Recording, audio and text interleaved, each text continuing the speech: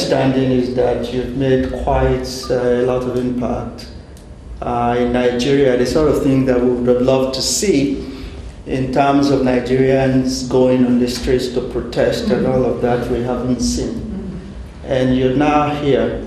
And I was thinking that it was necessary for us to begin to build a ring around you. And sort of that this sort of meeting should galvanize that kind of action that protects you. I mean, you're here where you can say the sort of things that you have been saying and it will be taken seriously. So perhaps just a suggestion that those of us who are here can then begin to team and broaden that sort of network and then work with him to provide the sort of support that he would require going forward. I think that is a huge battle. I have been studying corruption in Nigeria for quite some time, but because corruption itself hides the figures, it is very opaque. You don't have data to work with. And so we have reduced our studies to the headline things. And what we find is that corruption in Nigeria, unlike what we think it is worse than that. It's worse than the figures he has. It is actually perpetual state capture. That's the description that we have. A sort of grand political corruption where people who are in the corridors of political power legislate corruptly. So of course behind the legislation is a corrupt idea. So that behind a project or a program is also a corrupt idea. The painful reality is that even international development agencies are part of the corruption web. So it would be good to actually build a ring around you and expand the things you're doing so that, as Kayode and Doctor has shared, most Nigerians don't personalize it. They don't understand how it affects them. And it's like, okay, wait until it is my turn, and then we will share. But I think that we are now moving into a completely different world where we should take a lot more interest in our country. The world is becoming multipolar. The transactional power relations around the world is changing. I think that Africa is looking for leadership, from Nigeria, and we don't have that ability to lead yet. And I think corruption is dragging Nigeria back. In fact, when I speak with friends and they say, this government, is it only corruption they're fighting? I just laugh because they don't understand what it is. Corruption to me is the master problem. And you're right, if you were to solve corruption in Nigeria, the country grows. In fact, I have described it as the threat to all of Nigeria's domestic policies that imperil our foreign policies. That's the way I try to connect them. Nigeria cannot have a worldview. It cannot have a voice that protects you and I living in the diaspora if we don't invest in our people, if we don't elevate the economic and social circumstances of the ordinary Nigerian. We are 180 billion strong. That's our biggest asset, our population size. But we haven't been investing in our population in the way, I mean, we are all mistakes, and just in quotes, of that population that find ourselves, the majority of Nigerians, don't know what $1 is about. So when people complain that the exchange rate is too high, I laugh. Why do we want to bother about exchange rate anyway if we're producing everything that we need in Nigeria? And we can, because of course we do have all that it takes to do so. I'm happy that it's gotten to this stage, and I know we will not relent. But the question I want to ask, I want you to enlighten us about is, you belong to the APC. Can you tell us why your party cannot resolve this problem internally, if you've explored that opportunity? And for your president or the president of Nigeria who actually won the election based on that number one key agenda of fighting corruption, why is the government reluctant to take your case up to this stage? No, well, I've also tried to answer this question in the past. I think, from my knowledge of the country, at the initial stage of the crisis, the president was being a bit cautious because the National Assembly, it's a huge center of blackmail. And the moment you fall into the cage of blackmail, you're gone. So I was very comfortable with the president not getting involved at the initial stage of the crisis, because the moment he opens his mouth to take side or give a public statement, definitive statement to say anti-corruption agency, go ahead, prosecute, arrest, etc. The speaker and the other accused persons will say, oh, President Buhari never wanted us to be speaker in the first place, and he is using Honorable JIBRIL to fight the parliament. And Nigerians, anytime that there's a fight between the executive and the legislature, Nigerians take side with the legislature. Under that issue of independence of legislature, allow the lawmakers to do their job. I think he was a bit cautious about that. But after about 3 months, when the crisis has really matured, everybody understands that there is no politics in what I am doing. Everybody also understands that the president is not using me or any other person for that matter, using me. I said it became important at that point for the president to come out. And so my position at the moment is that we've gotten to a point where there is no any excuse for the president not to come out and make definitive statement. Just 3 days ago, I think because of the pressure of the statement that former President Obasanjo made, the following day, he just did what he would say. He just said something that he will not allow any pardon in the 2017 budget. By implication, he's saying there was pardon in 2016. But for who he is and what he stands for and what we all know him to be, we expect that he should be able to say much. That is on one side of it. On the political aspect of it, in all previous cases, there hasn't been a case where somebody within the system, serving in the system, coming out to say something is happening. It's always been a case of somebody outside the system writing a petition. Even when you see the big corruption cases today in Nigeria, it's a case of somebody outside the system coming out to say. So it's scary to the establishment.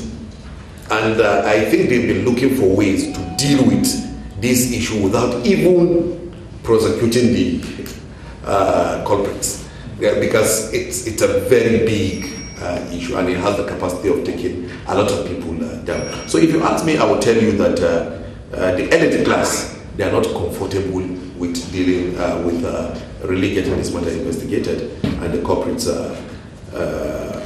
prosecuted. So what I'm saying is that there seems to be some kind of conspiracy within the elite class that this boy is just trying to expose everybody in this country. Let's find a way to manage the situation. Then, as a matter of fact, I can also confirm to you that, of course, the speaker, being number 4 citizen of the country, he has also friends around the corridor of powers. I have also said in one of my previous statements that a couple of governors, of which I don't want to mention names, that I know for a fact that are working with him, and they've built a ring around the president, using every means that they can to ensure that the matter is not open, because some of them are also involved in the scam. Because the moment you take the running cost scam of the National Assembly, a lot of people will go to jail. So, and I said something. I said, look, if my interest you haven't asked this question, but I know some people also might raise the question that, okay, could it be a fight between him and the leadership of the House? And I said, look, at least, even if I'm not credited with anything, I should be credited with the minimum level of intelligence. If my interest is to get the speaker out of the position, I will not raise issues of systemic corruption. Because issue of systemic corruption involves almost everybody in the parliament, and it has the capacity to unite them. So, on the case of the speaker, the issues of individual corruption, directly he stole government money through fake rents or whatsoever and the rest, and I've raised it, I included it in my petition. I would have restricted my allegations to those issues. And my colleagues would have simply gone back to the parliament after recess and asked the speaker to resign. But because I've been looking for this opportunity, and I may never get this opportunity again, where I can detach myself from the system and blow up the issue. And separately, I've said it in my interviews, even the last interview I had, I said it, that look, they keep coming to me, they keep sending delegations to me that look, if you stop talking about systemic corruption, we will support you. So we can narrow the issue to just the speaker and these 3 other principals will deal with it. And I said, look, it's worthless for me because the issue of the budget fraud amounts to just about 10% of corruption in the parliament. So let's deal with the systemic corruption. And I said, even if I'm going to be alone, I'm ready. So they were laughing at me in Nigeria that I'm a madman. I'm just one person. A lot of people will come to you and tell you, why don't you just leave this thing? You are laughing, so everybody has abandoned you. And he's just said something, it's quite painful. You grew up in a country where the last 16 years, as a young man, I know that even when I left the university in 1999, the biggest fight was about this running course in the parliament. And you think as if the day Nigerians will know what is happening, everybody will be on the street. Then here you are, somebody who went into the system, got all the facts, come out to tell you, look, these people have stolen about $500 billion naira. Here are the facts. I went to the anti-corruption agencies, I gave all the facts. Went to the security agencies, gave all the facts. I was going around the country, going around all the offices, everybody is seeing me, snapping my pictures, putting it everywhere, and the rest. Nobody is on the street. The last one, Charlie Boy, went, I saw he used some very harsh words on Nigerian youth, abused the hell out of them. He mobilized himself to the door of the parliament. You see nobody there. So sometimes you just wonder what's going on. And when you started talking about taking the action from the diaspora angle, I came from Nigeria with a bit of that fear. If you ask them to do this, will they act like Nigerians and leave you alone? And that is why I have just detached myself. But now that the issue has come up, this is exactly what I wanted. Let's put them to shame. What you did not do, Nigerians outside the country will do it. I agree with Coyote. You don't need 50 million people to do this. If you have a small team of dedicated people, we can get a powerful petition. And it's as simple as that. All the facts and evidence are before the anti-corruption agencies. All we are asking is just one thing. Mr. President, direct the anti-corruption agencies to investigate this matter and prosecute the culprits. For individual corruption. Systemic corruption, deal with it. Believe me, I'm saying this, I'm on record. If we are able to take advantage of this best opportunity we have to deal decisively with the issue of corruption in the House of Representatives, 90% of corruption is gone. I'm telling you, 90%, go and sleep. Because I know what I'm saying. If you are able to deal with this issue of running costs in the parliament, it means that people who want to just chop money will not go and run for election again. You will have quality people.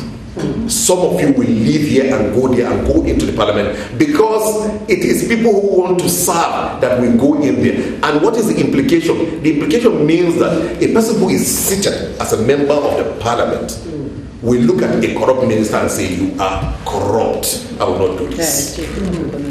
When you bring a fraudulent project, he will tell you, this is inflated, I will not sign it. You've solved the problem. If there is fraud somewhere, he will raise the alarm. He's a member of the parliament. Hawa, let's come back. This is democracy. Okay, Hawa. You have to voice out. Yeah. Well, although Honorable JIBRIL has preempted what I wanted to say, some of the things that I wanted to say, but I will still go ahead. I'm sorry, I'm not being pessimistic. No. I don't see redemption in the eyes of Nigeria for now. Because to be honest, you guys are thinking of doing a platform for petition. Well, Doing a platform for petition. Who are we doing petition for? Honorable JIBRIL or our sister, Nigeria? I'm a typical example of systemic corruption.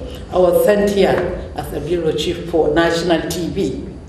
For 8 good months, they did not pay my rent. I was evicted. I was beaten because I was paying from my pocket. In this country, nobody gives you anything. So out of my meager savings, I paid. All right? I considered resigning. They said, no, not on location. I have to come back to headquarters. Come back to headquarters. Till this minute, as I speak, nobody has paid me 1 dime to go back to Nigeria. Oh, no. After 8 glorious 8 years without blemish, I represented the country as an ambassador for Nigerian TV. Till this minute as we speak, I voluntarily retired against my career aspiration. No dime is given to me. So tell me, who are we doing the petition? On behalf of who? So that is why I'm wondering, how are we going to deal with that? The same people, the same corrupt people will kill our petition because it is not in their interest. Yes. We are doing that for Honorable JIBRIL. Yes, personal, because we love his guts. Yes. But how does it affect others? Honorable JIBRIL, back to you. People have been asking you questions. Why now? Why now? And is it that relationship has gone sour between you and the speaker? Or all along are you saying that you are not aware of this corruption or budget pattern or whatever you call it? How are you dealing with agencies? Not only the anti-graft agencies. There are other agencies. ICPC is there. Some NGOs are there. All right? Recently, they pushed away Bring Back Our Girls campaign. Is that not all corruption? There are so many things to it. It's not only about Honorable JIBRIL, please. So that's why I need an answer to that. Thank you so much. Just My experience of debt forgiveness under Tony Blair was to be more strategic. I got Claire Short and Patricia Heath, who are both close, to table petition to the Prime Minister. And it took interest. I brought some information from NEPAD. So in a way, we want to have a brainstorm session where people come up with what should we do next. It's not to be strategic. It's not for this occasion alone, but it's happened, and this is the best time to use the opportunity to AAP, the All Parliamentary Group, the House of Lords. So it's to look at the brainstorm first among the group and say what should we do first. So petition now, I don't think I'm as comfortable with it. But others who have more voice or better voice are not sitting around here. So we should get them involved. thank you very much. That's Frederick from Leicester. You? Yes, Andrew Olati today. Obviously, we're really grateful for your work, Honourable. From where, sir? Andrew, sir? From where? From here. Hey, stop. From here. My question is that you took. Is again, I'm not being pessimistic, but don't you think that your actions is actually really a lost cause on the basis because of the 1999 Constitution in Nigeria is the one that empowers the National Assembly. So really what you're trying to do is actually curtail really because as you say, you know, you go to these standing committees, your hands are tied and the hands are tied because of the Constitution. The way the Constitution is written is actually, you know, suppressing a lot of things. So I think the issue should be really how to amend the Constitution to empower institutions, to empower the National Assembly. That would give rise to all these actions. That's my thing. Thank you. The name is Balaji Lewis from NTTG UK. What I'll say is a lot of people, like Mr. Frederick said, the key point there, you don't fight a battle without being strategic. Everybody is just making so much, you have to be strategic. What we should be asking Honorable JIBRIL is sit together, brainstorm, and what are the things that can be done to actually fight what needs to be fought. What we'll be taking away from here is the action plan. And the action plan, as we leave here, is based on Dr. Titi's suggestion, the strategic plan put forward by Calde and supported by others. And the action plan is APPG Nigeria, a letter to them, circling it around defeat and asking for an action. And that's the way forward. What we're going to do next is how to bring a small committee or one or two people together first to put this letter together to be led probably by the veteran. I'm not a good petition writer, Calve is. And then we'll be relying on Dr. Titi's connections within the UK system and your contacts supported by us to push this forward. We'll be contacting you very soon on these decisions and how to activate this position. Thank you very much. What I may say is, Honorable, you have just one word or something to add before we... Yeah, yes. Literally the two persons that asked the question, most of them are not around, but I can see Otumba is coming back. Thank you. Yeah. Hadia is also not here because both of you repeated the question that why now first before what I did for my constituency. It's a bit difficult for me now to start talking about myself. Yeah, but I think you can go to my website and see 250 projects I did for my constituency, and then I have always supported my constituency before coming to the parliament, and that is why we keep saying one of the things that Nigerians need to also promote is that when somebody is coming to the parliament, let him have a second address. You don't come and make it as the only thing that you've done. So moving from my business life to my political life, it was just the same thing that I have always done, that I continue to do. But just a click on my website, you will be able to access a lot of projects that I have done to help my people. Well, on the issue of why now, I think I've practiced. I've explained so much of that. The only thing I wanted to do, Alisa, before you pull down the curtain, I wanted to ask Otumba, just logically, don't take offense. Taking into cognizance everything, all the explanation I've provided in terms of why now, everything I have said. Now, if I say yes, it is because I have a fight with the speaker. That is why I'm bringing out these issues of fact in terms of corruption in Nigeria. What will be your response? You will decide that to take the fact that I've exposed these corruptions that are fact back to me, throw the messenger and close the topic. Now, my response would be a piece of information. One thing I'm going to say is thank you very much for being here. Actually, the numbers really make up the interaction to be valid, to be strong, and for us to actually hear from other people. And I want to use this opportunity to thank the Office of Helen Grant for giving us this opportunity to be here. And of course, to each and every one of you, you heard what the Honorable shared with us. It's a major issue. It's a battle, and it's not a battle for one person. So thank you very much. Have a wonderful evening, and catch up with you again. Thank you.